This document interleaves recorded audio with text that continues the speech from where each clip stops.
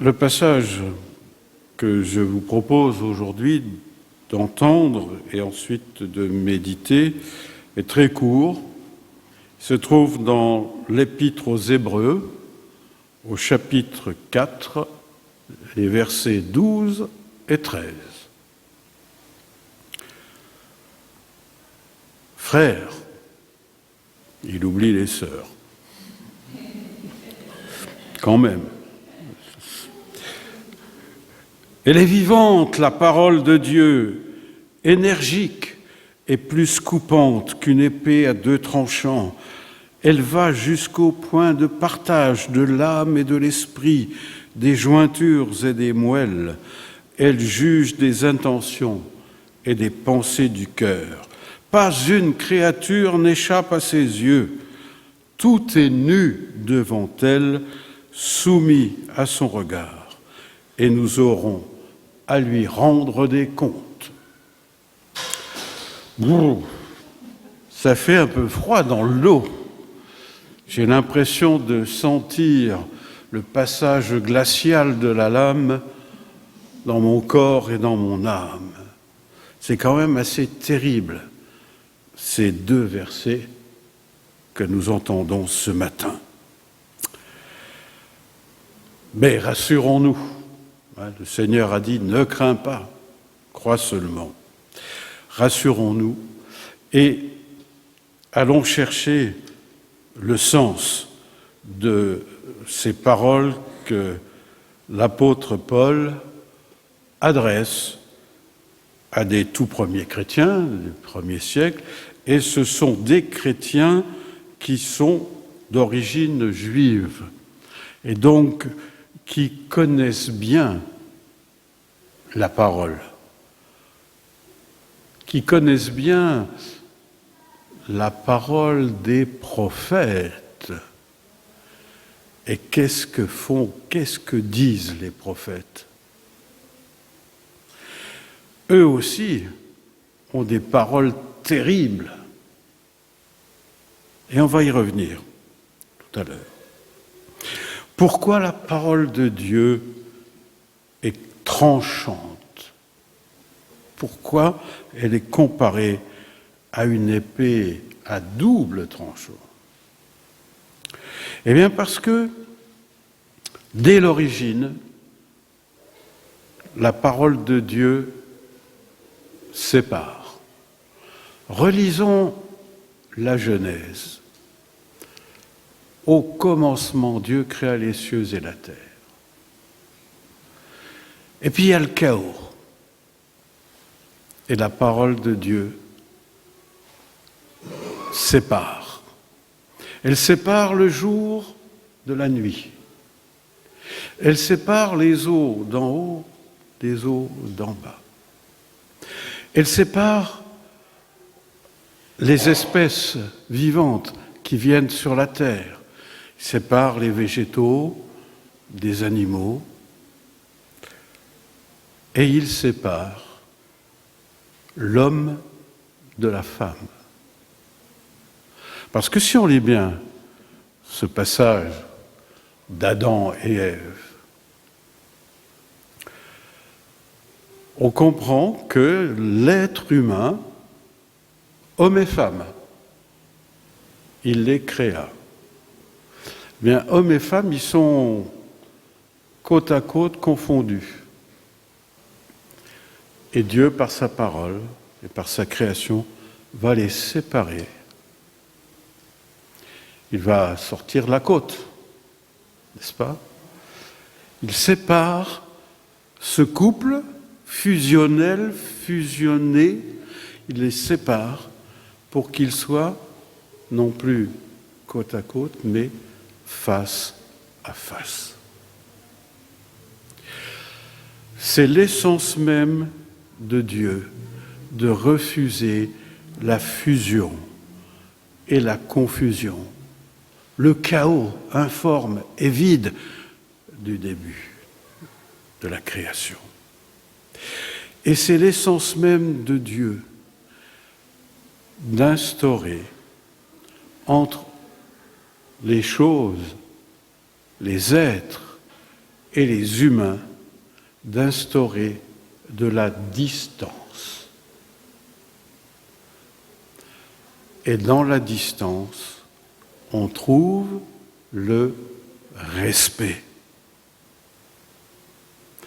Et c'est pourquoi Dieu peut dire « Aime ton prochain comme toi-même », parce qu'il y a la distance. Et en même temps, la compréhension, le gros mot d'aujourd'hui, l'empathie. Vous savez, l'empathie, c'est comprendre l'autre, se mettre à sa place tout en étant distant. Mais c'est ça. Donc la parole de Dieu sépare. Et la parole de Dieu va séparer le bien du mal. Et donc tous les commandements de Dieu, et il y en a 613, il n'y a pas que les 10 paroles, il y a 613 commandements, eh bien c'est pour séparer le bien du mal, le profane du sanctifié, pas du sacré. Le sacré, lui, il entre dans la confusion, dans la fusion. Non, c'est ce qui est saint. Soyez saints comme votre Père céleste est saint. Ces commandements de Dieu, donc, sont là pour vraiment sanctifier, c'est-à-dire sanctifier, c'est pas rendre parfait, mais c'est rendre conforme à la volonté de Dieu, semblable à Dieu. Donc, séparer ce qui n'est pas saint de ce qui est saint. Et puis, je reviens aux prophètes. Les prophètes sont justement les porte-paroles de Dieu. Et Dieu les charge, en plaçant même sa propre parole dans leur bouche, il les charge de ramener le peuple de Dieu dans la sainteté, dans ce qui est saint. Et là, la parole, elle va opérer comme un bistouri pour arracher les mauvaises habitudes, les comportements inacceptables, l'idolâtrie. Les prophètes d'Israël ont passé la plupart de leur temps à dénoncer les idoles auxquelles le peuple de Dieu s'adresse et à laquelle elle voue un culte.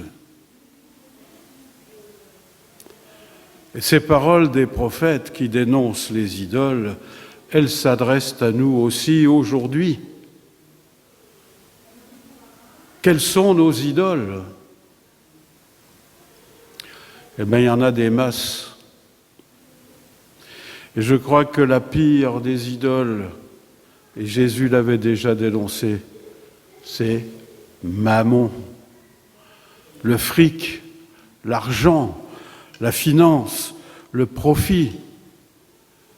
Et c'est ça qui, actuellement, mène le monde. Le profit au mépris de l'humain. L'humain n'est plus au centre de la dynamique humaine. Et puis l'idole, c'est l'être humain lui-même qui se prend pour un dieu jusqu'à son intelligence artificielle qui oublie la bêtise naturelle. Voilà le travail des prophètes. C'est de remettre la parole de Dieu au centre de toute vie, vie personnelle et vie collective, sociale. Et c'est cette parole qui est comme une épée à double tranchant, qui nous permet d'entrer en résistance contre toutes les déviances que nous connaissons aujourd'hui. C'est cette parole que le théologien Karl Barth, à partir des années 20 et surtout pendant les années 30, Barth a remis Dieu et sa parole au cœur de toute théologie, de toute spiritualité, de tout comportement, de toute morale. Et c'est cette théologie de Barth, entre autres, qui a alimenté la résistance spirituelle face au nazisme, face à la destruction massive antisémite, face aux horreurs et à la barbarie qui encore aujourd'hui, 90 ans après, se reproduit dans notre monde. Recherchons toujours la parole de Dieu. Écoutons-la. Tous les malheurs d'Israël qui nous sont racontés, entre autres dans Jérémie, que nous lisons en ce moment dans Parole pour tous ou dans le Pain quotidien, tous ces malheurs annoncés par Jérémie et qui se sont réalisés viennent du fait que le peuple d'Israël a refusé d'écouter la parole de Dieu portée par le prophète. Ils l'ont même flanqué dans une citerne pour ne pas l'entendre. Le Seigneur donne tous les avertissements possibles et imaginables. Revenez vers moi de tout votre cœur. Et non, on va vers l'idole CAC 40, pouvoir, ego. Alors revenons, écoutons les avertissements. Ce n'est pas pour nous faire du mal que la parole de Dieu est une épée à double tranchant. C'est pour nous sauver du mal et nous conduire dans le royaume de Dieu. Amen.